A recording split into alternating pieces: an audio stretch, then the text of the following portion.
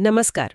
आज हम ईरान के परमाणु ठिकानों पर जो हाल में अमेरिकी हवाई हमले हुए हैं, जिन्हें ऑपरेशन मिडनाइट हैमर कहा जा रहा है, उस पर थोड़ी गहराई से बात करेंगे। जी बिल्कुल। हमारे पास कई अलग-अलग स्रोत हैं, तो कोशिश रहेगी कि पूरी तस्वीर समझी जाए। हाँ, ये घटना 22 जून 2025 की है। अमेरिका ने ईरान के 3 बहुत अहम परमाणु ठिकाने फोर्डो, नतांज और इस्फहान, इन पर हवाई हमले किए। और सुनने में आया है कि ये इजरायली हमलों के साथ मिलकर हुआ। खबरें तो यही हैं, और ये अपने आप में बहुत बड़ी बात है, क्योंकि देखिए 1979 के बाद ये शायद पहली बार है कि अमेरिका ने सीधे ईरान की जमीन पर हमला बोला है। हाँ, ये तो है। और हमले का तरीका भी काफी जबरदस्त था।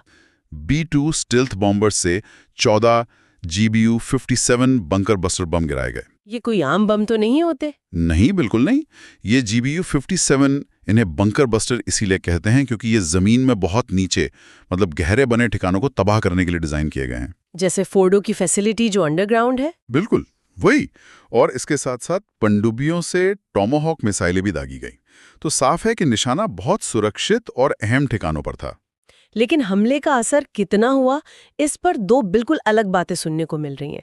एक तरफ अमेरिकी राष्ट्रपति ट्रंप कह रहे हैं कि ईरान की परमाणु क्षमता, खासकर फोर्डो वाली, पूरी तरह खत्म हो गई है। हाँ, ये अमेरिका का वर्जन है।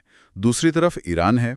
उन्होंने माना कि हाँ, हमला हुआ है, पर उनका कहना है कि नुकसान बस सतही है, मतलब ज्यादा नहीं। और कोई जानी नुकसान भी नहीं हुआ, ऐसा कहा उन्होंने। जी, उनका दावा है कि कोई हताहत नहीं हुआ। अब ये जो इतना बड़ा अंतर है दोनों बयानों में। हाँ, वही मैं सोच रही थी, इतना फर्क क्यों? क्या लगता है आपको? देखिए, कई वजह हो सकती हैं। मुमकिन है ईरान अपने लोगों का मनोबल बनाए रखने के लिए, और शायद अमेरिका को आगे कुछ करने से रोकने के लिए नुकसान कम बता रहा हो। और अमेरिका वो शायद अपनी सैन्य ताकत दिखाने और ईरान पर कूटनीतिक दबाव बनाने के लिए असर को बढ़ा चढ़ाकर पेश कर रहा हो।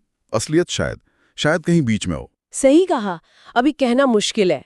और ये हमले एकदम से नहीं हुए हैं ना, मतलब इसके पीछे भी तो कुछ चल रहा था। बिल्कुल। पिछले कुछ समय से माहौल काफी तनाव वाला था इस क्षेत्र में। इसी महीने, मतलब जून 2025 में ही इजराइल ने भी कथित तौर पर ईरान की मिसाइल साइट्स पर हमले किए थे। अच्छा। और मोसाद की तरफ से भी कुछ गुप्त कार्रवाइयों की खबरें थी, तोड़फोड़ वगैरह की। और धमकियां भी तो चल रही थी दोनों तरफ से। हाँ, तीखी बयानबाजी। अमेरिकी राष्ट्रपति ने चेतावनी दी थी, ईरान ने भी कहा था कि कोई हमला हुआ तो जवाब देंगे। तो मतलब माहौल तैयार था। हमलों के फौरन बाद क्या हुआ ईरान में? तेहरान में क्या प्रतिक्रिया थी? खबरों के मुताबिक तेहरान में थोड़ी घबराहट फैली। सरकार ने हमलों की निंदा की और जाहिर है बदला लेने की बात कही। और क्या उन्होंने कोई जवाबी कार्रवाई की? हाँ, अगले ही दिन 23 जून को ईरान ने कतर में जो अल उदेद एयरबेस है,